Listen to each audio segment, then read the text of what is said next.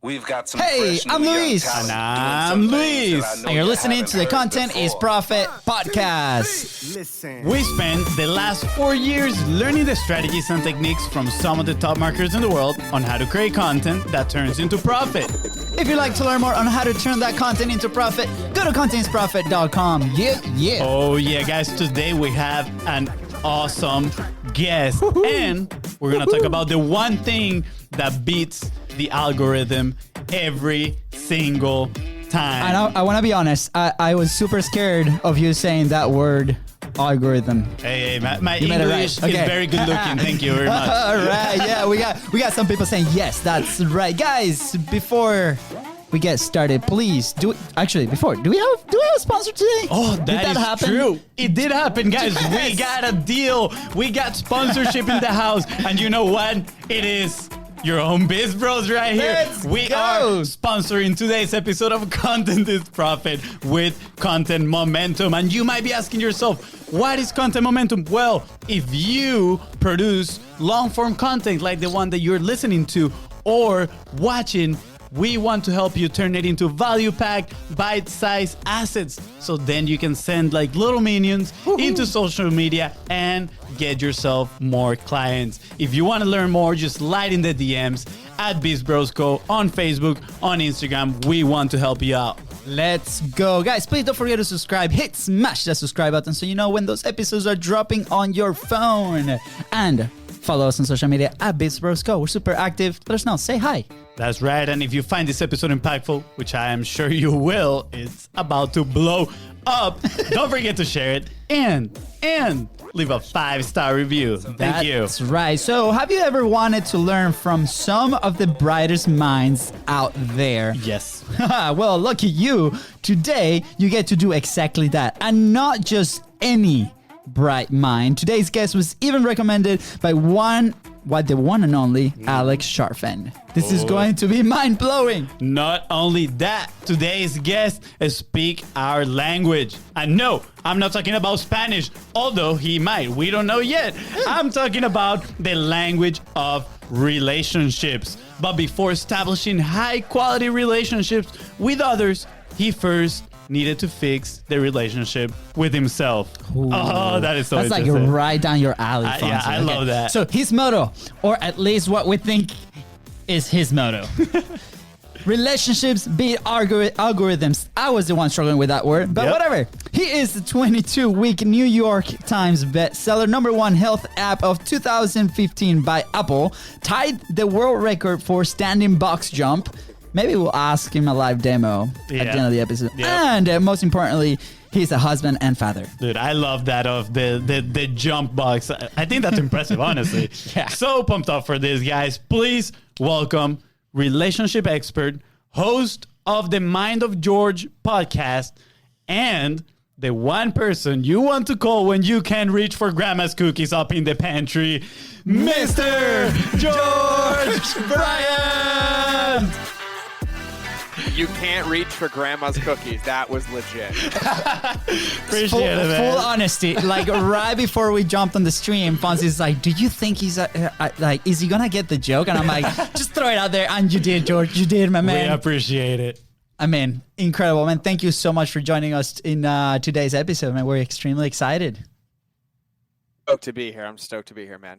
Awesome. Okay, Let's go dive straight into the fire and all the goodness, because man, I can tell, like, we consume some of your content, right? My brother, he has been in your group, and all extremely positive things. So Yeah. I can't wait to dive in. Those are a few things that we're gonna dive a little bit later, but I would like for you, George, to share a little bit of your story. You know, I heard a little bit of the background when you broke the internet with Alex on your episode, which was pure fire. But why don't you share with the audience a little bit, who's George, what's your background, and why you do what you do now? Yeah, no, I love it. So I'll context this. I'll give everybody the shorter version, but I tell people I'm only successful because I'm stupid. So we'll start there, right?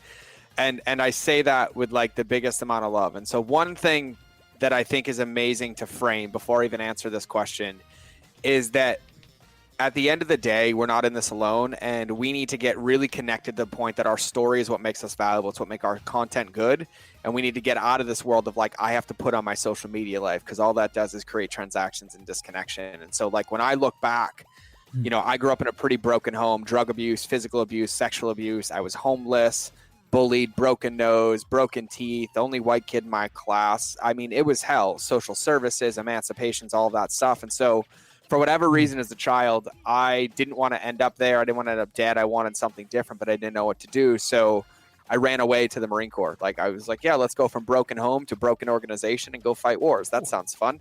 And so I forged my parents' signature. I'd struggled with bulimia and weight and body image, but I was rewarded for, you know, that resiliency in the Marine Corps. You know, I worked out like a fiend. I was addicted to that and like being the best at everything. And it gave me a home. It gave me a home to grow. I ended up spending 12 years in the Marine Corps on active duty, 3 combat deployments. Wow. Had some pretty horrific injuries. Almost lost my legs in 2005. Ended up having 7 concussions in 3 years. I had traumatic brain injury, bleeding on my brain, fluid on my brain, and then struggled pretty hard with post-traumatic stress disorder, which happens when you lose that many Marines and you witness that level of death and destruction. And so when I was in Afghanistan in 2010, I was basically just sick and tired of being sick and tired, and I almost died. And it really shifted something in me. And I was like, I really have to make a choice here, because I'm just lying to myself. I'm too chicken shit to take my own life, but yet I'm just slowly dying every single day. And it was just like this come to Jesus talk with myself. And I was like, what am I going to do? And I was like, I don't know, but I need to do something different. So I was like, I'm going to teach myself how to cook. And then when I come home from Afghanistan, I'm going to document the process so I can be accountable. So I started a Facebook page, and I just posted everybody else's recipes. This is 2010. I had to make a fake college email to get a Facebook account, right? Like this was back in the day. Yeah. And so I just knew I didn't want to tell you or anybody else that I was bulimic as a Marine, tattooed with an 8-pack, competitive CrossFitter, and I'm purging in a porta potty in Afghanistan. But I was like, if I cook and I empower myself, but I document it online, I'm using the internet as my accountability. I can heal myself. I can do this. And so I just started posting. And after a couple months, people are like, hey, you should start a blog. I'm like, what's a blog? Like, oh, you go to this website, blogger.com. So I went to blogger.com and I moved all my Facebook notes over to Blogger and started a website. And all I knew was that I needed to post every day for me.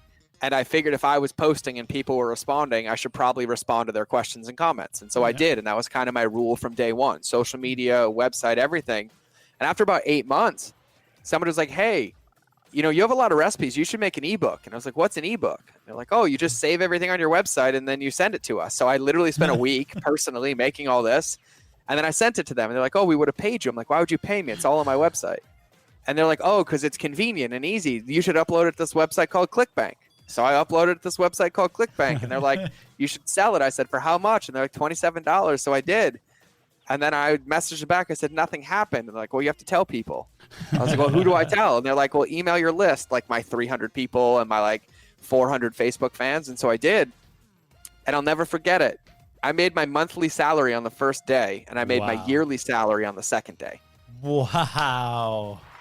And I had never done anything, never done marketing, never done website. All I did was listen to what they wanted. I gave it to them, and then they paid me for it. It was like this novel concept of actually delivering value, you know, and helping people. And so like no funnels, no anything. I made the document in a Word document and saved it as a PDF. Like that's how like archaic this was. That Word document went on to make 7 figures over the next 8 months. Wow. And so when the Marine Corps was like, hey, we're medically separating you after 12 years, I was like, cool, I have no idea what I'm doing, but let's go. And so I got out of the Marine Corps and I just obsessed. I taught myself web design, email marketing, social media marketing, affiliate marketing. And like, I remember my stats. Like I had an email list of 3,000 people. I sent an affiliate link for a bundle and I made $100,000 because I converted like 60% of my list. And so then like, this was my career. And the rule was simple: post every day and respond to every comment. And I did that every single day for 7 years on Civilized Caveman. I ended up with almost 1 million social media fans, 5 million uniques a month on my website, an email list of 250,000 people. And every day that I owned that company, all I did was respond to people. That was it. I just built relationships and I outsourced everything that wasn't a relationship. And so someone's like, hey, you should write a book. I'm like, well, I don't know how to do that. So I went right back to Google, how to write a book. It's like, you need a publisher, you need blah, blah, blah. I found a publisher. And I was like, I want to be a New York Times bestseller. He's like, you won't. I was like, why? He's like, your audience is too small. I was like, okay, cool. I didn't believe him. So I made a strategy, designed it myself, built it on relationships. I broke every rule. They're like, you're only allowed to give away 5 recipes. And I was like, I bet you if I give away every recipe in this book, people will still buy the book. And I ended up giving away like half the recipes of the book because you're not going to make a recipe in your kitchen off your phone. Yeah. And so I did that. And then they called me. I'll never forget. The book came out on June 10th of 2014. They called me on June 17th because books come out on Tuesdays and Thursdays because of the times. And he's like, how'd you do it? I'm like, do what? He's like, you hit the New York Times list on the advice column with a paleo cookbook. I was like, I don't know. I just told people to buy the book. And he's like, yeah, man, like celebrate. It's never going to happen again. Well, 22 weeks later, it was still on the list. Wow. And I ended up selling over 150,000 copies with no paid media. And my email list was 6,100 people. Wow. 6,100 people. And so then someone's like, hey, you should make an app. Like, what's an app? Like an app on the iPhone? They're like, yeah. So I went to Google. I was like, I can't make this one. So I found a developer. I said, I'm poor because I still was like kind of trying to manage the business. We made a rev share deal. I was like, we'll split it. You develop it. I used that same email list. This time was like 10,000 people. And I launched this app. And there's 1.9 million apps in the App Store at the time. And they're like, yeah, man, like good luck. You'll never make your money back because it cost us like 54 grand to make the app. On Apple, we made our money back in 11 minutes. Wow. Yeah. And we ended up hitting number 4 in the world, the entire App Store, number 4 in the entire App Store. We ended up with like 3,000 5-star reviews in a month. And then we got featured by Apple as the top health app of 2015. Oh, once again, no paid media, no joint venture deals, like literally just raw relationships, content, and value, and asking people because I earned the right to ask. And so I ran that business for quite a long time and realized I hated cooking, went through like depression and PTSD, anxiety. And, my wife was 8 months pregnant and we were about 3 weeks away from bankruptcy because I was just self-sabotaging. Like I was addicted to opiates. I was addicted to being depressed and social media was killing me. And so I went to the jungle. I did a silent retreat and I had a big realization and I realized that company was going to kill me. So I came home and overnight I gave the company away as a Christmas present and I started over. I deleted social media, deleted my email, changed my phone number, and I disappeared for 3 years. Wow. And in that time, a few people close to me were like, hey, I know you're not doing this, but you did some amazing stuff. Will you help us? And I was like, with what? They're like, teach us what you did. I'm like, sure. And so I went and I started helping them and I was teaching them what I was doing. And then I helped a couple people caught wind, and then people started calling. Men's Health called, Adidas called, Vital Proteins called, Onnit called, NBA teams called, influencers called, celebrities called. And I went behind the scenes for 3 years and I helped over 300 companies hit 7, 8, 9 figures and 2 to the $1 billion range and doing everything I was doing, but at scale. Like I spent 26 million bucks on paid media in 1 month. I mean, I was doing things that like I never thought possible, and I still don't know why they'd let me play Monopoly with their money, but it was better than mine. So figured it out, made it to work, and everything, the core of what I did was based on the customer and the customer journey. And by doing it for other people, I really got to see why I was successful and how I did it. And it was a big thing that was missing in the industry and everything across the board. And so I went and I built my craft and I built my model and I built what I did through doing this for other people and like having massive amounts of success, like 10xing companies. I remember I doubled a supplement company in 5 days with nothing but email. Nothing but email. They went from doing 48 grand a day to 90 grand a day in 5 days. And all we did was change emails. And so it wasn't that I was the best copywriter or that I was the best of anything. I was the best at empathizing who was on the other side and what they were feeling. And I was the best at eliminating the objections so that they could actually achieve the desired result that was promised. Because the mistake that people make is they think the biggest problem in business is that nobody buys your product. Well, you're fucking wrong. Because the worst thing that can happen is somebody buys your product and they don't use it or it doesn't achieve the result. Because that creates an anti-marketing machine. And so I did this behind the scenes. Nobody knew it was me for a couple years. And then a few people caught wind. They're like, will you keynote here? Will you keynote here? And even Ryan Moran nicknamed me the Oz behind the curtain. And I didn't like it because I was like, oh, it's a little too egotistical. I'll just be the lighthouse, the relationship guy. And then my wife looked at me in the eyes one day and she's like, okay, you're talking too much. I miss you online. Start again because I can't handle all these words out of your mouth. So basically, I'm addicted to hearing myself talk because I love what I do. And so I created a job that I could do it. And I was like, I need to go help the world. I help these Fortune 50 companies, 500 companies, but my passion is entrepreneurs. Like my passion are you two. Like people that when you get it and you grow it, you change a multitude of lives that some Fortune 500 company would never do. They get bigger jets and bigger bottom lines. You change families. You give kids food. You reparent situations that I had to go through that will never have to happen again because of the ability for you to provide. And that's where my passion was. And so I was like, I need to come back. And so I basically made myself the Robinhood of marketing. These companies paid me 6 and 7 figures, and they let me learn all the lessons. And then literally a day later, I would turn around online and teach it to everybody in my Facebook group for free.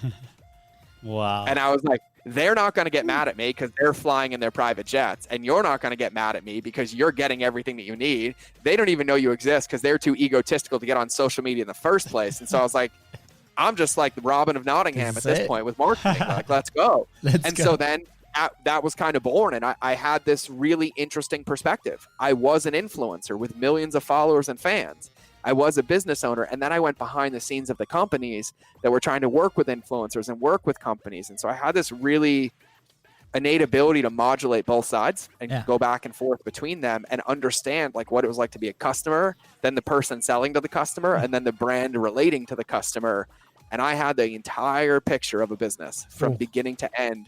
And my biggest client was doing 14 billion a year. So I went from startup to 14 billion, and like I got to see it at scale. And so I took all that experience and I started teaching it and came up with my models and what I do. And really at the core of everything, relationship speed algorithms. And so what it gets to me now is that I get to give away what I needed as an entrepreneur. I get to help with what I wanted, and I get to teach people the right way to do this, because we used to take pride in what we do. We used to build businesses to run them, not sell them. Yes. Right. But now we build businesses that we hate so we can make money while transacting with the people that are supposed to build it. And it doesn't work, and it'll never work.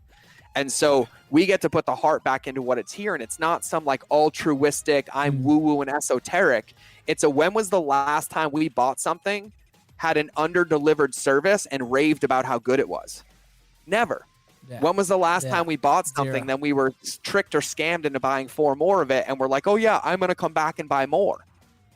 And it's like the things that you chase also create the antithesis of what you're trying to build. And when we can really bring it into alignment and understand that relationships all be algorithms, that a customer journey is not linear, it's progressive, it jumps piece by piece.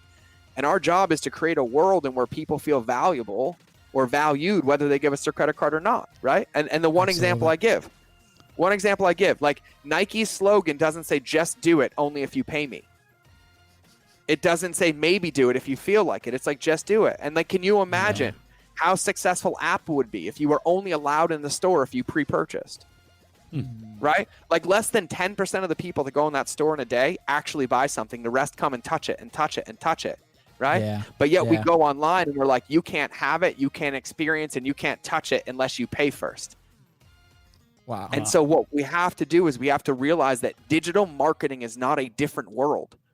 It's a fast forward button to the real world of business.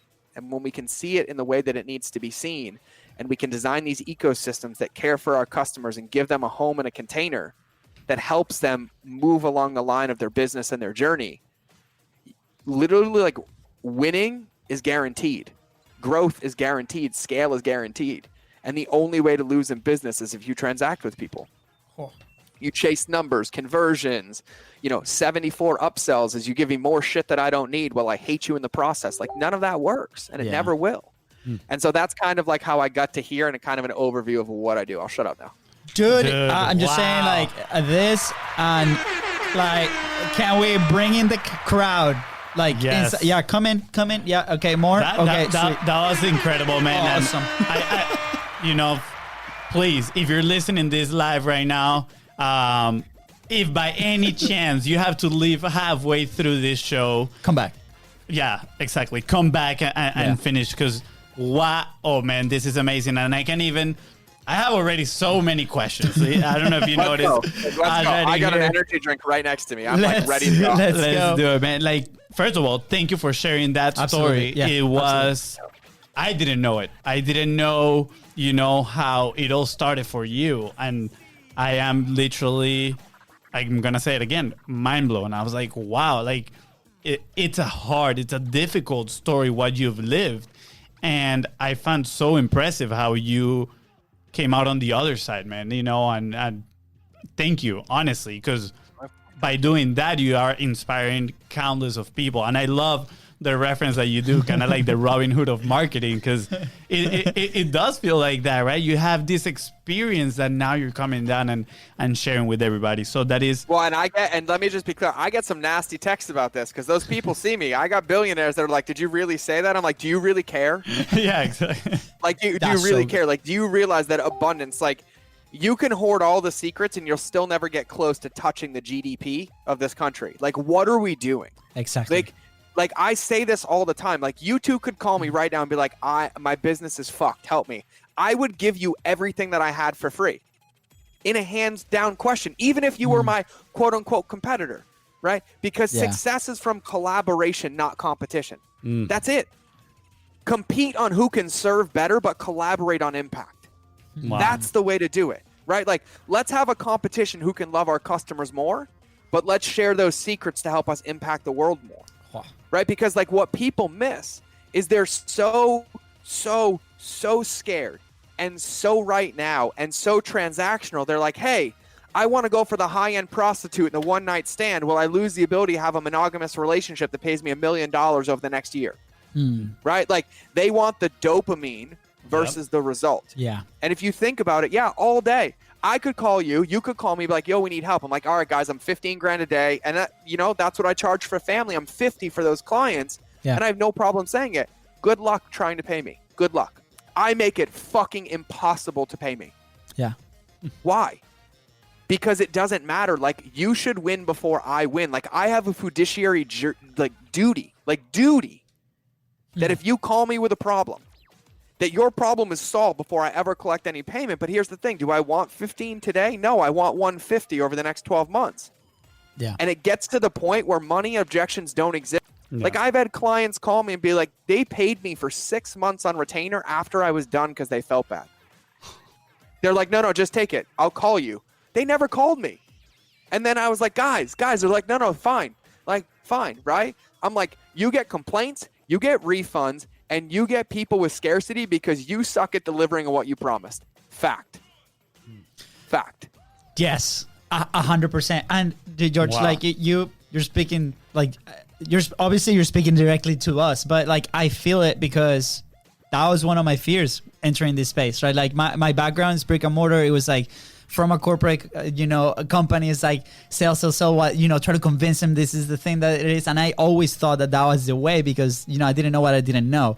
Now, the second we decided to transition and do this thing, we've had this conversation the last few weeks. Fonzie's like, man, like we had wonderful conversations. One like with Sean Malone and their group of people that they help amazing businesses as well. And Fonzie's like, man, like should we jump on the call? Like we need the sales team, right? And I'm like, man, like hold on, right? The conversation is there. Like, can we fulfill? Like that's the thing. My fear, and this is the first time I probably am sharing this like online on live. Is like I'm very scared that if we sell. Like, because I know it can, because we have people, we have the feedback, but if we sell, can we actually fulfill to the highest of our like ability, right? And that's what's stopping us, and we're okay with that decision. We're like, man, let's do it with the people that we have now, and it's been incredible. Like whatever plug we did at the beginning with Content Momentum, that's what we've done in the last 9 months since we started that. We haven't lost any clients, right? It's every month after month, and it's okay. Like it could be more, yes, but right now, like. What you said, long-term relationship. So that was an internal struggle. Like I don't know why, and I was gonna ask you, like, why do you think people struggle with that? Like, no, it's okay. Like this is the conversation that needs to be had. This is real. Like this is what it actually feels like, and it's not talked about enough, right? And so, like for me to say this, right? Like there's a fine line. You are not responsible for your client's results. Your value is not predicated on their execution, but your value is predicated on giving them all the tools that would allow them to execute, right? And so why entrepreneurs struggle with this is because we feel responsible and our values and everybody else's results. And so we stay disconnected from them, because if we don't see it all the way through either way, we convince ourselves that we're fine. We'll take the paycheck, we'll run away, and we'll go do it again, and we'll go do it again. But you're not one fucking funnel away. You could be 1,000 funnels away. Yep. Right? Like, and I'm not saying that in a bad way, but like there's so much that goes into it that like has to really, really, really be navigated. Yeah. And the thing here is that when we really, really think about it, what I want you to be aware of is the awareness that you might not be able to fulfill is the only tool that you need to actually fulfill, because it requires humility and empathy for you to see that. And what you're understanding is that there is no perfect game. It's just the one that you play. And so you might have a client and you might be scared, but I guarantee you the client doesn't care about the email or the spreadsheet that you send. They care about being seen, heard, and respected. The end. And so delivery comes from human relationship, right? Like, you know, people get upset, they get fearful because they're uncertain. They feel uncertain because they feel unsafe. They feel unsafe because they don't feel understood, seen, heard, and respected. And so no matter what, you could over deliver the moon and it still wouldn't work for them, right? But you can't do that when you're disconnected. You can't do that when you're trying to sell somebody a pen that they don't need in the first place. Like that whole phrase, like, I can sell snow to an Eskimo. Why would you? Yeah. Wow. That's what I want to know. Wow. Why would you? Yeah, dude. Oh. This is I'm loving this. We're gonna have to grab a squeegee and just like clean the brain that's behind the wall that just exploded from Fonzie's head. I'm definitely gonna re-listen to this multiple times, right? Yeah. And throughout this conversation, one question has keep coming to my mind, and it is, where did you learn the value of relationships? Because especially, I mean, you started in 2010, right, with your own business, but especially right now, there's a message, and I think it goes hand in hand with what you were talking right now, which is people are selling speed, right? For example, like, you can get this quickly. I'm not gonna lie, that was me. That's how I got sold into the space. I got sold with the one funnel away, right? Like we came into the space by buying the social media marketing agency from Ty Lopez, right? And his sales message at the moment was, this is the hottest trend. You're going to be able to make a lot of money, right? And although I'm grateful because it introduced me to a whole new world and a whole new set of skills that I've learned and now I can use to provide value to people, the message for me was, I'm going to make money quick, right? And I wasn't prioritizing relationships. I was searching for that quick buck, right? Like it was all me, what I can get. So I'm so curious to know, like, how did that obsession for relationships was born in your life? Yeah, I burnt them all. That's how. I did it all the wrong way. I ended up almost dead and alone. My wife left me 3 times. I had no friends. I was told that people felt dead around me. I was narcissistic and sociopathic because all I was trying to do was make money. And so the one thing that I lied to myself and said I wanted every day, I want time with my family, I want time with my friends. Those people felt disgusting around me because I was doing it all the wrong ways, because I was hiding in the hustle of the business instead of being with what I really, really wanted. And so when we think about that, like what I ask people, I was like, when was the last time a robot whipped out a credit card? When was the last time a purchasing decision was logical? No, it's emotional and it's human, but yet we go to the brain instead of the heart, right? Like there's this thing that I love. Remember on like the marketing world, everyone's like, you have to write like they're in 8th grade or they're like an 8-year-old. Yeah. They used it as a bad thing, but has anybody asked why? Not really. Not really. The reason you have to write like it's an 8-year-old or 8th grade level is because the moment they think, you lose. But if all they do is feel, you win. And so if you write at the level of that, then all somebody gets to do is feel their experience. They don't have to wonder what a word means. They don't have to think about the definition. They get to be in their physical, emotional experience, not in their head, because everything is emotionally based. But when was the last time when somebody felt cold, disconnected, or distanced and then felt safe to spend money?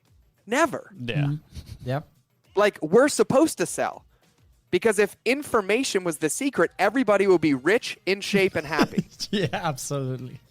Right? People don't pay for products. They pay for access and accountability, but they also advocate their safety and accountability to you. And so in order for that to happen and to be effective, we have to understand that goes into doing it. And so for me, where did it come from? I grew up without relationships. I grew up being taught to abuse people, to be abused, to be disconnected, to be transactional. And I witnessed more death than any human should ever witness. Attempted suicides, the things that I did to myself. But yet at the end of the day, all I wanted was somebody to be like, I care about you.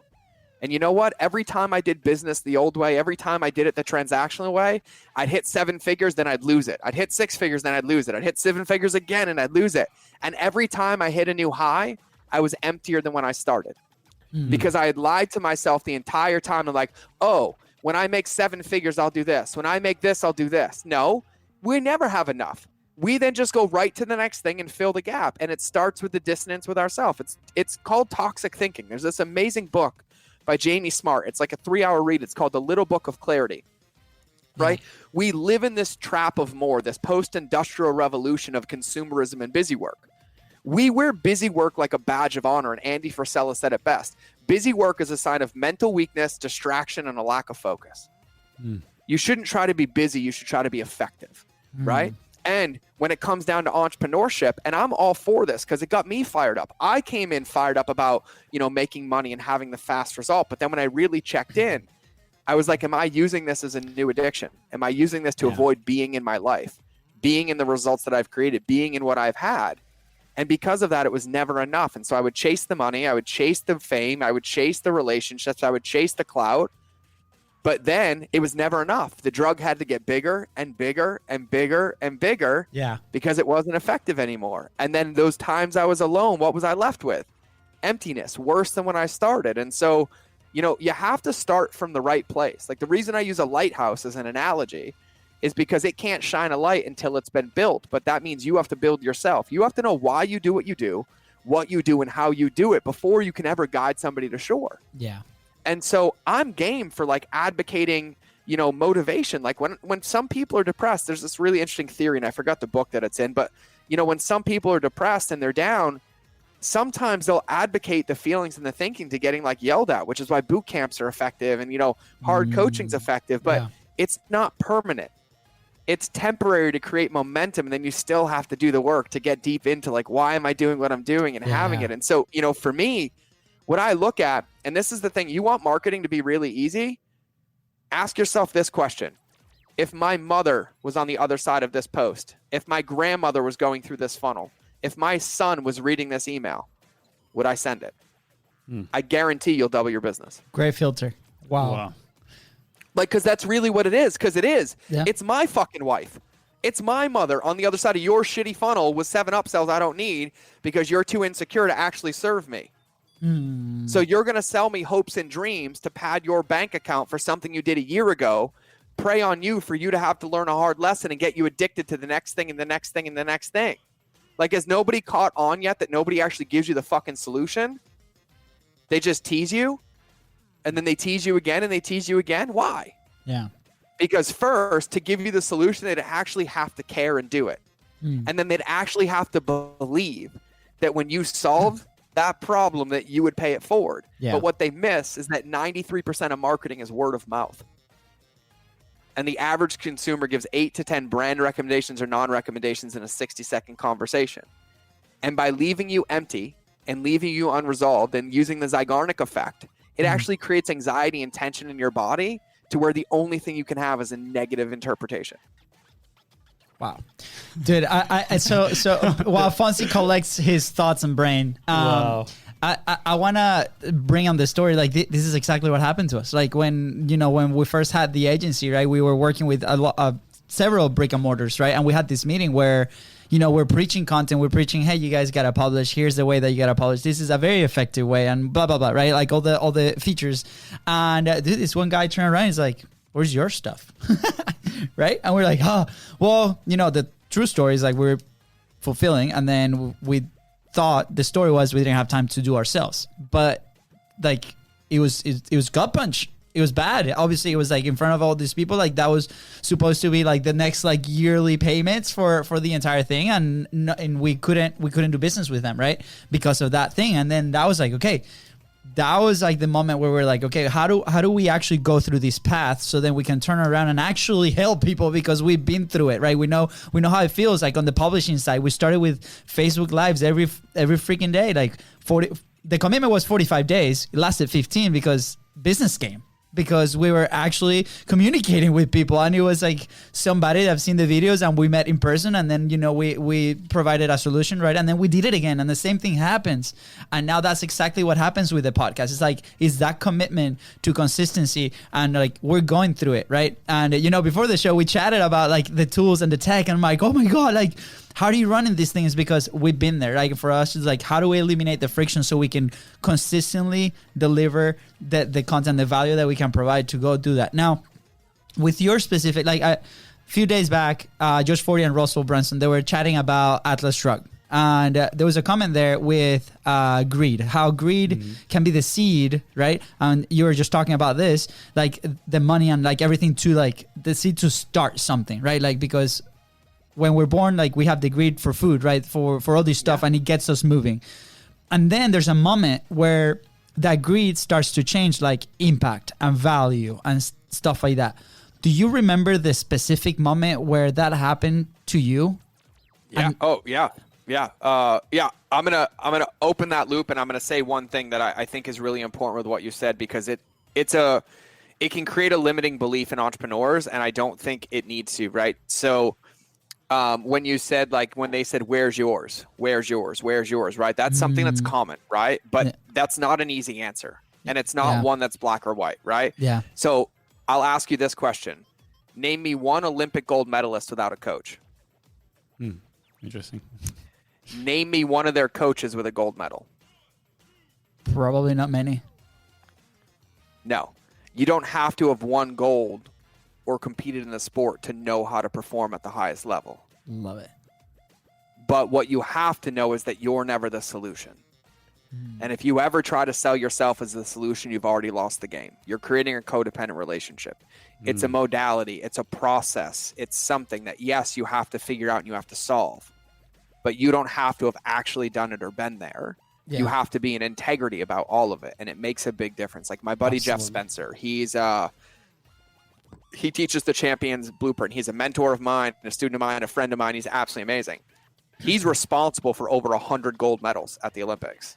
Cool. He's competed at the Olympics 30 years ago, but he's all about getting up here. He can see and navigate spots. He was Tiger's coach and Lance Armstrong's coach and all these other people's coaches, right? Yeah. And it's really, really important to understand.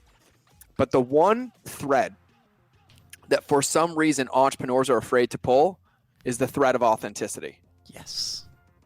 And when you look at somebody, and you guys could call me and be like, hey, listen, man, we're trying to figure this out. We're trying to figure this out. We want your help. I'm like, listen, this is what I charge. I've never solved this problem before, but I have all the tools and I'm 100% confident that I can. You want to pay me? And you're like, yeah, we're on the same field. You trust me because I'm honest with you. It's when we get into, why aren't you doing it? Oh, well. No, because we don't want to, because we want to help you. And that's what our strength is. Like, we don't want to be, but you have to pull that authenticity thread. You have to be in integrity. Yeah. You can only trick your way in so many times before you believe your own lies, and eventually it crashes, right? Like the easiest way to be authentic is just to be yourself, because you get to a point where you can't remember it all. And like that thread is a big, big, big difference. And people are afraid to put emotion into business, but yet every decision that's made in business is made by a human being with emotion. Yeah. And it's one of the biggest secrets, right? And so people are like, how do you get these 6-figure contracts with no contract and no proposal? I was like, well, I spit in my hand and I shake theirs. Well, I tell them I'll see them next week. Right. And I was like, but you missed the year that we've been talking and being friends, or the 5 years we've known each other, or the fact that in a 1-hour conversation, we felt like family. Yeah.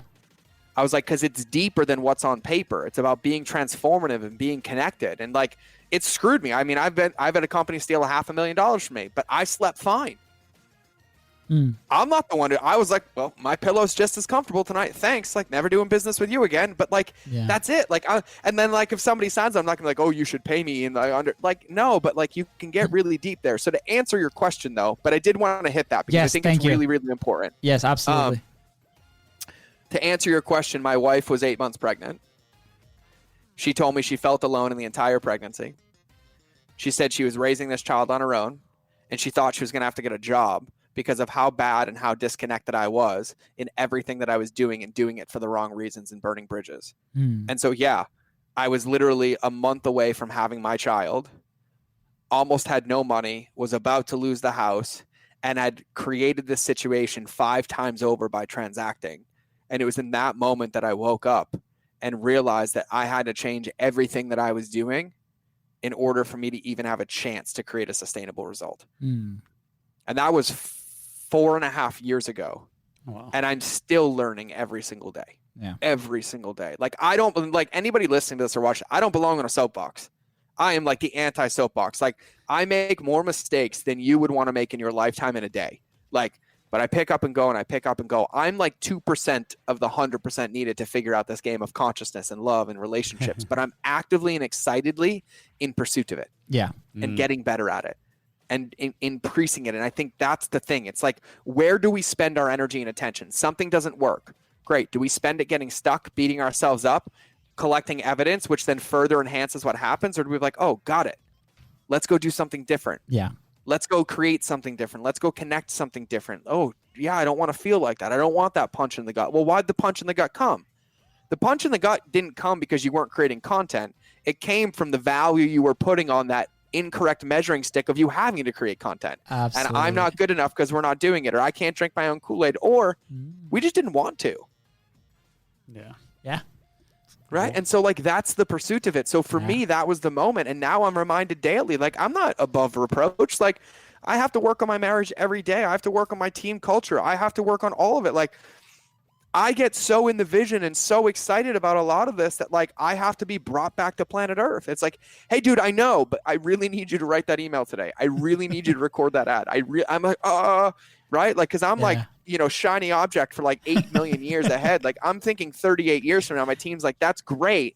But what about that thing that we're doing in like an hour? Like, what about that? I'm like, oh, I forgot about that. I'll do it right now. Yeah. Which, by the way, if you're watching, you know, there's gonna be a little webinar, right? Should we talk about that? Maybe yeah. later? I mean, yeah, you can. It's all gonna be on my website. Yeah. There we go. Dude, that's so good, George. Thank you. And I know, Fonzie, like, you're about to like deep dive, but so. For those, like, I feel like there can be like a really challenging situation here where a lot of entrepreneurs might start operating from a place of need. That's where we started, right? Like 1,000%. So, and then we recently, I'll say, you know, we've been doing this for about 5 years, but like the last year where was the first time that we really felt that we were not operating from need. Right, we're operating from a place of abundance. Right, after getting a coach and after like you know, making as many mistakes as we could, you know, as fast as we could, a lot of like mindset work. Right, how can people recognize that sooner? Right, because like I feel like we went through a lot of pain. Do we have to go through that pain like for that amount of time? Right, like how, according to your experience and the people that you've helped, how do people transition, you know, from that place of need to that place of abundance? In order to make that impact? I think it starts with self-integrity, because I think entrepreneurship is laced with cognitive dissonance, right? We sell the Super Bowl championship, but yet we miss the 20 years of practice, right? And we want that fast forward button, we want that dopamine, but we actually don't. So let me give you some guarantees. It's going to hurt. You're going to fail. Your ad account's going to get shut down. Your business is going to close. Somebody's going to steal from you. Something's not going to work. Your manufacturer's going to fuck it all up. Your team's going to quit. Somebody's going to extort money from you. The IRS is going to come out. It's all coming. Yeah. It's all coming. Right? And I think that's step one is understanding the game that we're playing. Yeah. And not pretending that it doesn't exist. It's coming. It's just a matter of when. But the thing that's really powerful is when you do an inventory of it, it never has an effect on you. You're like, oh, there it is. Oh, yep, here it was. It's when we advocate our sovereignty or we give away our power to the things outside of what we can control. It's when we wake up in the morning and let the day determine our day rather than us determine our day. Yeah. Right? It's when you wake up and the first thing you do is open your phone and email, and now you have anxiety all day because you have to get to that email and to that message, and somebody did it better, and I stared at my competitor and I'm so pissed at them because they're doing what I want to do, but I'm consuming them instead of doing it. It's when we relinquish that and get disconnected, and then we tell ourselves the distance, like somebody else is coming to save me. No one's coming to fucking save you. You are. Yeah. Right? Yeah. Like, and what I need every entrepreneur to understand is you're the hero. Like, you two are the Olympic athletes. I'm not. I'm not good enough to compete where you compete, nor would I ever try. You're the Olympic athlete. Like, you have to understand that the difference between like gold and silver is you understanding that and finding people that help you. And yes, needs. Maslow's hierarchy of needs are real. You need food, water, safety, and shelter. Non-negotiable. Physiologically, this has been proven. And so, yes, you can start from a place of need, but you can't create something different from that same place. Yeah. And so, like, when you think about it, you have to give yourself a minute to pull the ripcord. You have to become aware of what you're feeling. You're supposed to feel, by the way. We're humans. Yeah. Right? So, like, there's going to be days it feels hard. There's going to be days it feels easy. There's going to be days you're sad. There are days, like last night when I did a webinar, that, like, I legitimately had stress about my life.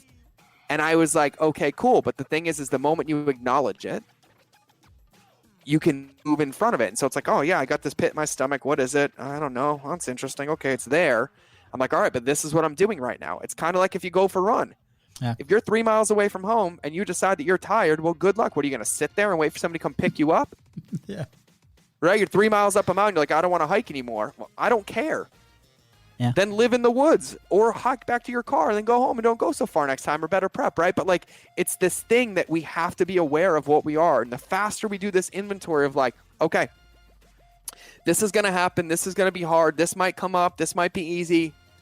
And then no matter how I feel, I'll use the Mel Robbins rule. I give myself 5 seconds to feel it, and then I have to do something different. And that's not pushing it down. It's not suppressing it. It's acknowledging it, right? But I'm going to tell you right now, if you need to land your first client or make your first sale and you're doing it on the phone, you're going to have a better success rate telling people that you're afraid and you're going out of business than you are pretending everything's okay, because they can trust one of those calls and they can't trust the other. People feel it. They know. Yeah. They know. And so, like, authenticity is the best sales tactic in the world, right? Like, we know, like, you and I both know, like you talked about this in the beginning, most people spend their career trying to convince people what they want. I was like, but if you just enrolled them into their vision, they'd pay you for 10 years longer. Yeah. Right? But why don't they enroll? Because it requires time. It requires care. It requires empathy, right? And I was like, but we do this at companies. Like, I had a company selling, like, I'll say this. I had a company selling a subscription to a supplement on the front end, cold traffic. And they were like, we're crushing, getting a 3.5-month retention rate. I'm like, cool. I was like, can I change it? And they're like, yeah. So I deleted the subscription on the front. They weren't allowed to get it. We put it at the end of a 30-day email sequence. It went from 3.5 months to 14 months. Wow. And like, that added an additional $2.5 million in 90 days of revenue. So good. Right? But we have to remove ourselves from that field for a minute. Like, you can be the best professional athlete in the world. You can be the best Olympian in the world, but you can't run your race 24/7. At some point, you need to look back at the performance. At some point, you need to recharge. You need to relax. You need to do it. Yeah. And in my opinion, when we're coming from need, the trap that we fall into is we convince ourselves we just have to do more. If I just do more, if I hustle harder and believe that bullshit, if I blah, blah, blah, if I blah, blah, blah, or if you give yourself some space. Like, perfect example is the shower. How many of us are sitting in the shower because it's one of the only times we don't have our phone glued to us, and you have the best ideas of your life? Yeah. Yeah. You don't have them because you're in the shower. You have them because you gave yourself the space to have them. Yeah.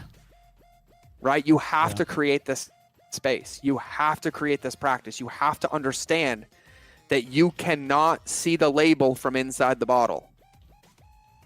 Wow. And so when you need to make an adjustment, and I hate sounding like a walking tweetable, like I feel like one right now, but like when you need to make an adjustment, you need to do the opposite of what got you into it. And you can't go do more. You have to think more and be more and look at the whole picture. Yeah. And so, yeah, all of us started somewhere. Like, I lost 2 companies in COVID. I lost almost 7 figures in 60 days. Like, I lost $100,000 a month in recurring revenue. Like, it hurt. It hurt bad. And you know what I did? I didn't sell shit. I launched a podcast. Like, I lost multiple 6 figures a month, and I was like, what do I do when I'm running out of money? I was like, I don't know. Let's go help more people. Somehow, magically, it's all working again. Was it scary? Yes. Yeah. Was it painful? Yes. Did I have to find new parts of myself? Yes. Did I have to be committed? Yes. Did I have to find the energy and the passion to record 96 podcasts for free before trying to sell anything? Yes. Did I create a different result that's permanent? Yeah. Did I launch a new mastermind? Yeah. Did we double one of our e-commerce businesses? Yeah. Do I have people calling me for consulting again? Yeah. Wow. And so, like, I don't say this to be on top of a soapbox. I say this because I live this and I share where I am. Yeah. And we all have tools, all of us, whether it's space, Absolutely. whether it's support. Like, and you know what's funny is, like, here's the other one. I'll just be really frank. Stop fucking trying to do it alone. The end. How about that? How about name me one Olympian or one athlete or one team or one superstar or one celebrity that does it alone? So when you see these people drinking their own Kool-Aid and telling you you're doing it alone, just run away from their shit like they're a snake in the grass, because they are not going to point you in the right direction. Like, that is not going to go well. It's a great filter. Oh. Be like, No, nobody does it alone. Yeah. Nobody.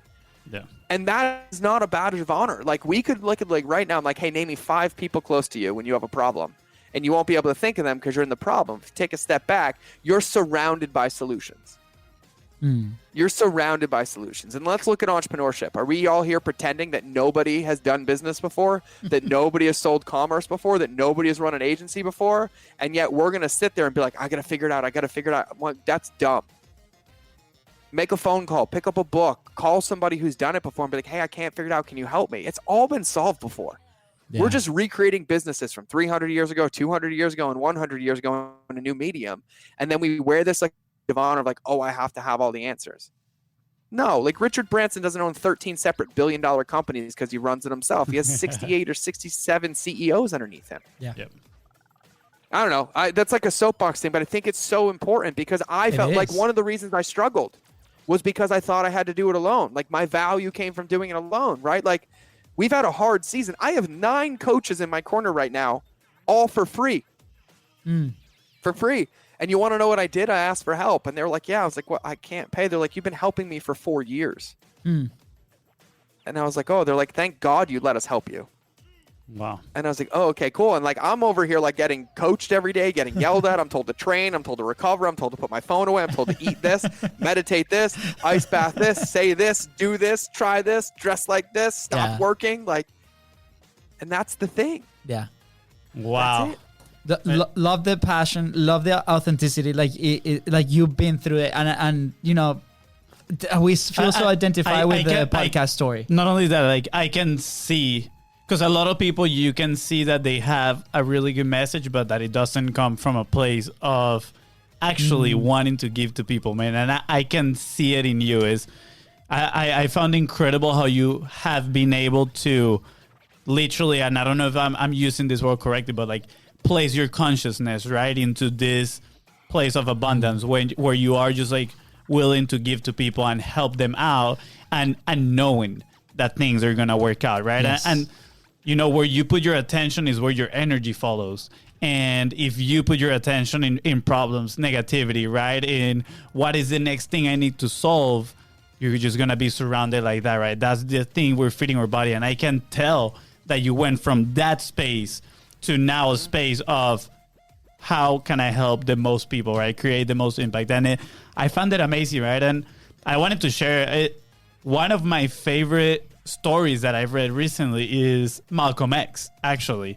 I read his book and I read it without expecting without any expectations, right? I was like, I've heard people quote this book a few times, talk about it, but you know where we come from. We come from Venezuela, and honestly, racism there is not a prominent topic, right? So when I came here, I was trying to educate myself. It was not. Yeah, it was not, and yeah, that's what I say. It was not a prominent topic. Yeah. And so I started reading Malcolm X, and for me, the most impactful thing is the change that it happened to him, that he had as a person. Not only once, like it was multiple times, right? But when I started reading the book and I noticed that he was a hustler, right? He was in this life of like, he was a criminal.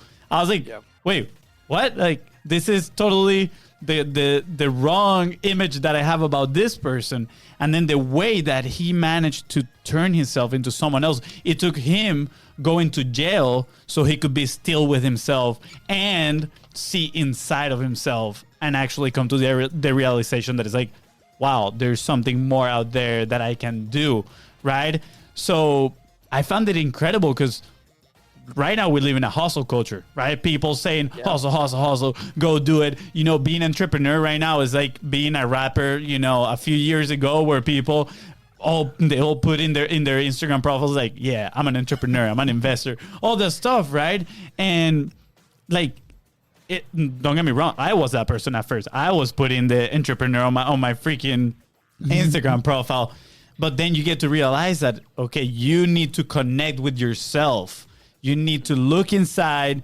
What are you feeling, right? And most importantly, don't give your power away. And you said this actually a few minutes ago, but I think this is so important for people to listen, that you said disconnect yourself from the result that your client is having, because you're putting your power, you're literally giving them your power depending on what they do, right? You are providing them with the best tools and the best resources for them to obtain that result.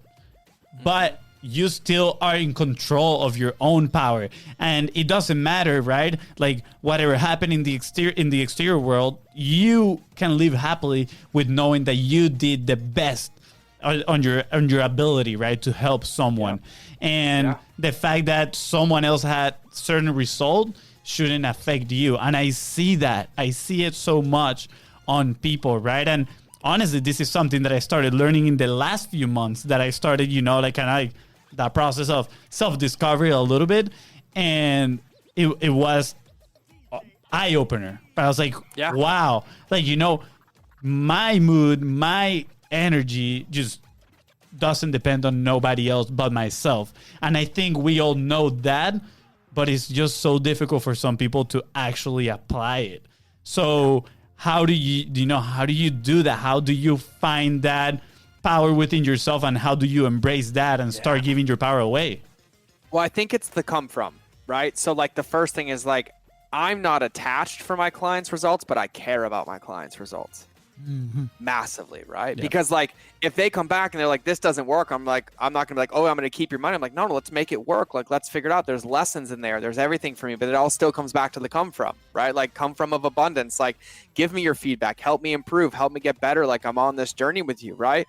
The whole thing is like, knowing who we are is not what the world tells us to be, it's who we choose to be. Like if you study non-duality, quantum physics, quantum mechanics, whatever, like I geek out about some of that stuff, but like really all we have is right now, like this call, this statement, and then it's gone. It's gone, right? But what we tend to do as entrepreneurs is we bring the past into the present. We're like, well, I'm so good because of what I did 5 years ago, 2 years ago, even yesterday. I'm like, but not really. It's what are you going to do right now that defines that, right? And like that presence and the pursuit of that presence is what really creates the biggest impact, right? Because then you can do what Alex goes, you can go out into the future, dictate what you want to happen, bring it into the present, not the past, and start building it. And it's like, am what I'm doing right now helping me build that? Am what I'm doing right now helping me build that? But all the time of like being attached to the results or being attached to what happened or beating myself up comes from looking at the past or creating an unrealistic measuring stick, but none of them revolve us being in the present. None of them. And like, I don't want to sound all cheesy. Like I've been chasing consciousness and healing and presence my whole life. And really what it boils down to is like putting my hand in my heart and taking a breath, and like all of a sudden everything goes away. Like right now. It's like, it's right here, right now. Like I can say whatever I want to say in this moment. I can sound like an idiot and make no sense. Or I can be like, what does my heart say to say? Like, what do I want to say? Like, I want to give everybody a tangible example of like what a customer journey looks like. So I'm not going to let that go until this is done. But like in this moment, it's what it is. And I find that 99% of the things that I've struggled with, because I can only speak for myself, come from being disconnected from my present moment. Like that's disconnected from my body because I'm playing this stupid virtual reality system in my brain that's made up of 80% falsehoods to string together neural pathways of memories that is only 20% accurate, and yet I believe it like it's true. It's like watching a Halloween movie and believing that it's the intelligent thing to do to run upstairs every time somebody bad comes in your house. Now go out the damn front door. Can we just stop playing that movie, right? Like, oh, if I see another one of those token people, like just run up the stairs. I'm like, the front door was open. They were in the, okay. It's like right there, 2 steps. But like, that's the thing. And like those things happen and those things happen, but like, we're not up here. This is not us. This is just programming, thoughts, beliefs, right? But like, we really, like we know, all of us know, you guys have made decisions in business, and before you made them, you're like, God, this feels good. And it's always produced a result. And then you've done something, you're like, and you convince yourself to do it and it never works well, right? Yes. Like we know. Yeah. And so you have to spend time being in a relationship with the one person you're guaranteed to have for the rest of your life, whether you like them or not, and it's you. Cool. Wow. Wait, what is it? The gong? They gone. Bro. Golden boulder moment. We spend time, and this is so important. I spend almost 4 hours a day in silence. Myself. Because what we try to do is we try to create ourselves into this person that looks a certain way to be in a relationship with all of these people that are just masks that we're wearing, and we avoid being in a relationship with ourselves. But yet we expect ourselves to perform. We expect ourselves to be forgiving and expect ourselves to be energetic, and we neglect it all day. And it's like if you carve out 20 minutes a day and you just sit with yourself, your thoughts, your body. Like, when was the last time you looked at your hand and you thanked your hand for being your hand? Wow. Right? Like, but if I chopped it off, you'd miss that shit real quick. Yeah. Like, legitimately. Or the fact that we can subconsciously breathe, but that doesn't actually give us life, or that our heart beats X amount of times a day and we take it for granted until it's no longer here. But yet we expect this race car to win the NASCAR 500 or Indianapolis 500, and yet we put dog shit in it every day. We don't sleep enough. We put poison in it, and then we're like, oh, sorry, when it's too late. Like, you have to take care of this. Like, I think that's the answer. The answer is being in a relationship with yourself and doing everything in your power to feed your tank first. Yeah. Like, to make yourself that optimum machine that you are. And that solves everything. And I have found that 99% of my struggles come from neglecting this. Every time. Whether I neglect it emotionally, physically, I break my word to myself, I overwork myself, I have too much coffee, I skip my workouts, I'd eat like crap. All directly correlates into my business. But you will be hard pressed to find a centimillionaire or a billionaire that's overweight, fat, depressed, and addicted to Netflix. Yeah. Wow. You good, Fancy? Dude, literally, like, it's refreshing. It's refreshing. It's like, refreshing. I'm at a loss for words. I'm digesting your message, man. It's absolutely amazing. I'm definitely going to listen to this like 8 more times. Yeah, well, and take copious notes. But George, like, I love this conversation, and I feel like we could talk about this for hours and hours. But I'm curious, because you did mention the customer journey, right? Yeah. And I do want to hear all about it as well, totally. So, I mean, hopefully we can do this one day live. We'll do round 2. We'll do round 2, and Let's we'll do it go. live. Like, we're Done. game. We're Awesome. game. We'll do a whole nother one, and I'll give you strategies and tactics that are guaranteed to work because they're founded on relationships, but they don't work agnostic of relationships. That's the big secret, right? Because you can't hustle your way out of a bad relationship. Yeah, Yeah. that's true. I don't care what people tell you. Bridges, I'll get 20 more customers. I was like, but 19 of them hate you. You can't out hustle that. You have to fix it. You have to lean into it, right? So if you guys haven't figured this out yet, entrepreneurship is the best personal development teacher in the world because you get to practice all day, right? And we find ourselves, we have to find who makes us up, like why we push and we don't push, all of this stuff, right? Like, we're surrounded by opportunities to grow as long as we see it that way. But I'm going to give you a really tangible example because some people could listen to this and be like, God, this had nothing to do with business. This had everything to do with the customer journey. All of it, right? Like, I'm just the Eminem of marketing because I don't have a voice and I can't freestyle. So I do it with marketing, but it all makes sense because if we think about it, we talk about putting yourself first. Well, when you put yourself first and you're connected to yourself, you're present. If you're present, you can actually see where your customers are. And then if you can see where your customers are, you can ask them where they need to go. And then you have that solution. Then when you're given a starting location and an ending location, you can build a map to get there, right? Yeah. But you can't if you don't know them, and you can't know them if you don't know you. Like, legitimately, like, this is that simple, right? So I'll give you a tangible example. How many times have you guys downloaded a lead magnet that promised you like this 30-day challenge or the 7-day challenge or this 3-step process, and you only got 1 email? I mean, countless times. Right? Because here's my favorite part. Hey, I'm going to teach you how to lose 5 pounds in 7 days. Give me your email. Then you get 1 email with 74 options. Here's a PDF. I want you to do this. And of course, you can do nothing because if you give humans more than one choice, they do 0. That's it. And then the next day, it's like, hey, I know I told you I was going to help you, but fuck it. Hey, pay me money today, and then I'll help you even faster. even though I never delivered on what I promised you before. And then we expect those people to trust us, but yet we're in a broken relationship already. Imagine this. Like, I'll give you this example. If you guys were trainers, right? Or let's say business, content. We'll use content. I will use you two as a business, right? Let's do it. And I was like, hey, guys, listen. And we have a lot of mutual friends. I think Josh and Trina you guys might have worked with, but I don't remember. But let's say I was like, hey, I have these two businesses. In the next 12 months, I want them both to be content machines and working 2 hours a day. And you're both like, yeah. And I'm like, I'll pay you $100,000 for 12 months to get them both there. And I was like, but here's the rule. One of them you get to only meet with once, and the other one you get to meet with daily. Which one do you think is going to succeed? I mean, the daily one. Daily? Of course, right? Yeah. But yet in internet marketing, we try to get everybody to do it in one day. Yeah. And all we do is create reactants. And that reactance creates endowment to their current state and actually pushes them further away from where they want to go. Somebody comes into a trainer like, hey, I want to lose 100 pounds in the next 12 months. Here's your meal plan. Here's your nutrition. Here's your gym membership. Here's your supplements. Take pictures. I'll see you in 12 months. Or, hey, F all that. Hey, just be here at 7:15 tomorrow morning. Drink 16 ounces of water. We're going to go for a 10-minute walk. I guarantee you one of them works, and I guarantee you one of them doesn't. But yet we design customer journeys like scenario one. You tell somebody that you're going to help them lose 5 pounds in 7 days. Well, if you help them, I'll 10x your income. So take that and understand that human beings need to be taken on a journey. Leadership is not saying something once. It's saying something as many times as required till the last person gets it. It's supposed to be repetitive. People are paying for access and accountability. See all these tiebacks? Here we go.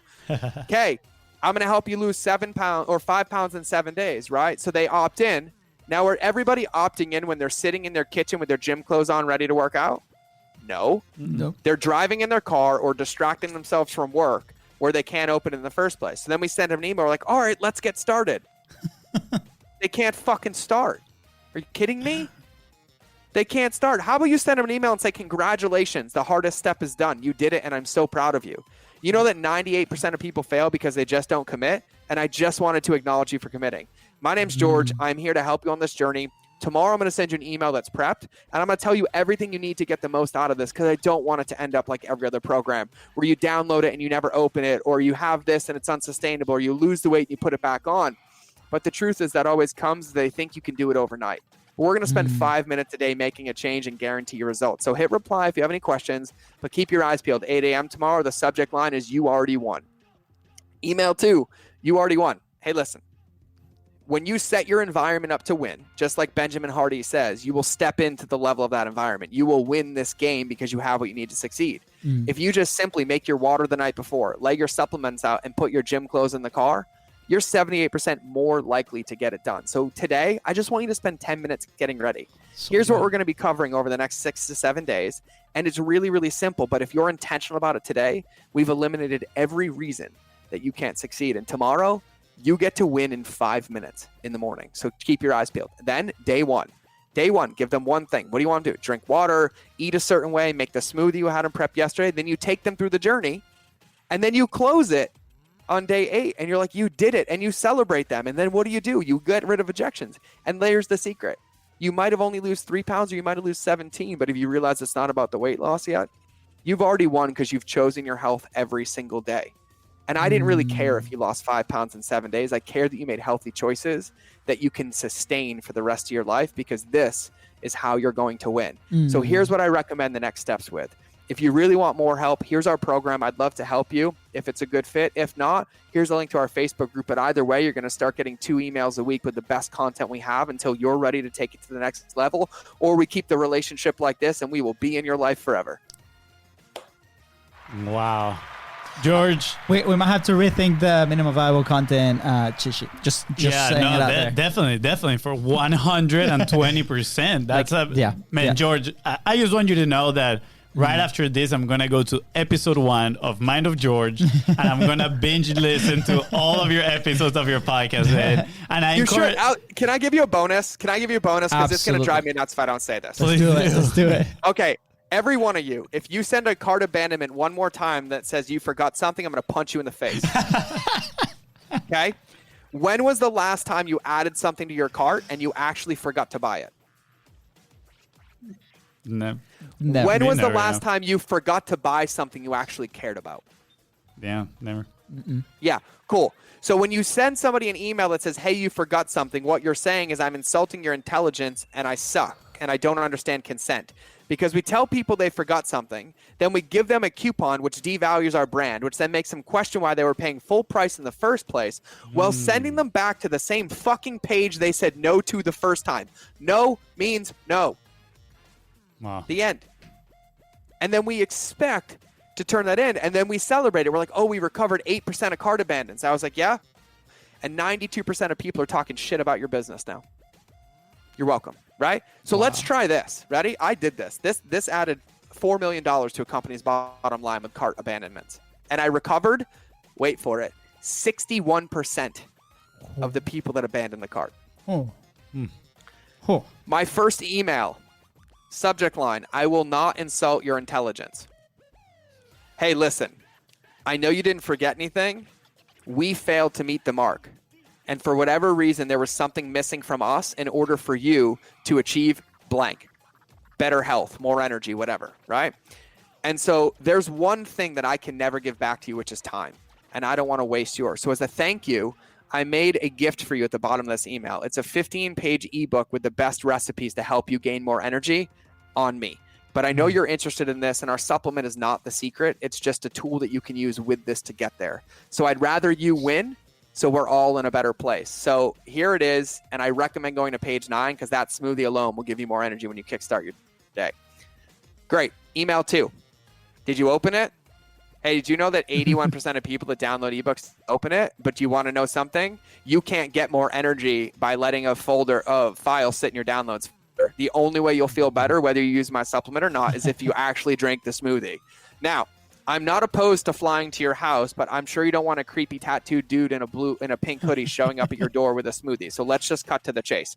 Here's the smoothie recipe, and I want you to make it and reply to this email and tell me how good it was. Tomorrow, I'm going to be in your inbox because I'm ethically bribing you, but I can't tell you why until tomorrow. Email 3. I ethically bribed you. Okay. Now that you drank that smoothie and we have a relationship, I hope you feel safe enough to tell me the truth.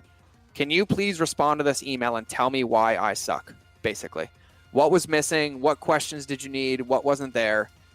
And that's all. That's it. I get all the answers, and then email 4 was, I'm such an idiot. I can't believe I expected you to trust me enough to buy the product, and I never answered these questions. Question 1, answer 1. Question 2, answer 2. Oh. And I don't care if you buy the product. There's not a link to buy here. But of course, if you want it, just hit reply to this email. My team will help you. But I do want you to know that I really care about helping you achieve after state. So do me a favor. Below is our Facebook. We would love to have you if that's supportive of you. And if not, I just wanted to thank you again. I'll see you guys in the group. Wow. This is amazing, man. Thank you. Thank you. Yeah, thank you, first of all, for sharing all this. This is invaluable. And I mean, it speaks literally. You are right now just giving a live example of the whole conversation we've had about giving, right? So Thank you so much. And just so you know, I'm going to go again through this part specifically, and I'm going to go revisit our emails, and I'm going to be rewriting all those. So thank you. Dude, this is why like email is my specialty. I've been doing it for 12 years. Like it's the core, it's the backbone of your customer journey. Like I call it the eternal flame method because it's one that's lit. It can never go out, but it is what you do. It is the only one where you're not competing against the algorithm monster. Yeah. You have a direct relationship with your customers, and it's the one we neglect the most. Yeah. And so you have to understand this. Like I do this, and I've done this to the tune of billions of dollars in revenue, and it's easy, and email is easy. That's what I teach people more than anything. Like that is like, it's what my webinar is about, but I don't even care. Like listen to the podcast, like just go listen to the podcast, like go in the Facebook group and consume this. Like I want you to come in and be like, hey, George, I get it. I did it. I want to pay you to be in your mastermind because I want more of it. Or I want the email program because I want more of it, but you're not allowed to pay me till you win. But I want you to understand something. If you're listening to this right now and you hear that and you do email the same, I guarantee you a loss. If you shift it, I guarantee you the possibility of a win, but you're the determinant. You can keep doing it, keep not doing it, keep not doing it, but your email list isn't dead. It's just sleepy, and it needs you to actually give a shit about it. Wow. Like that's the secret. And so utilize this. Think about it. Like think about what you would want. Think about that customer sitting in front of you directly in a chair, and that customer being like, hey, I need help with X. And if you were only allowed to give them one thing to do at a time, what would they be? Great. Turn it sideways and you just had 11 emails written. It's not hard. It takes intention and empathy to understand how to do it. And if you do it, there is zero, and I mean zero way to lose this game. Yeah. Wow. Dude, George, thank you so much for your time today. Again, part 2, we're already committed, so it's happening with Let's do it. everything, all the tactics, stuff like that. Honestly, whatever you want to talk about. I'm very curious though, and we can leave this for the second side of things. We have a very unique take on what profit means, but I'm very curious to see what you thought the first time that you saw the name of the show, so we can leave that as a little hook for the next episode. And dude, I really, really appreciate it. I'm even gonna say it in Spanish. Gracias, George, bro. We don't there we go. We don't often say that. We might have to get pink hoodies next time. Dude, and a pink background. I'm gonna come tatted up. Yeah, let's go. There we go. Hey, next time I'm gonna come tatted up, shave head with a hat. It's gonna be old George mode over here, man. Dude. You should see the amount of people in my ads that make fun of me because my hat covers my eyebrows. I'm like, I got a peanut head. What do you want? It's comfortable. I was like, what do you want me to have, like, brows sticking out? Like, no, I can't wear my hat like this. Like, that's amazing. By the way, huge shout out to Ashley, Pablo that have been here, for Tyler that have been for the episode. Ashley, thank you so much. You've been with us Ashley, since the very beginning. if you want to know one of the best people in the world to write your emails, it's Ashley DeLuca. She's in my mastermind, and she's the queen who edits my emails. One of the best in the world. Awesome. Well, thank you for tuning in, and Fonzie, please give her a call. Yeah, Ashley's like Pink Hoodie Gang. That's right, Pink Hoodie Gang. Let's go. I love it. So, George, this is the last question. Obviously, there's other one that we asked, but we're gonna do that the next time. But I'm very curious. Where would you be if you did not start publishing? Where would I be if I didn't start publishing? Probably depressed and dead. Like that. Yeah. That's it. Like, here's the thing. There's an adage. You guys said this earlier. This is the one loop we didn't close, and you said it, Fonzie, about this, was talking about getting unstuck and getting it. And there's this personal development adage that was taught to me by a teacher 8 years ago, and it's never left me. Give away what you want to get.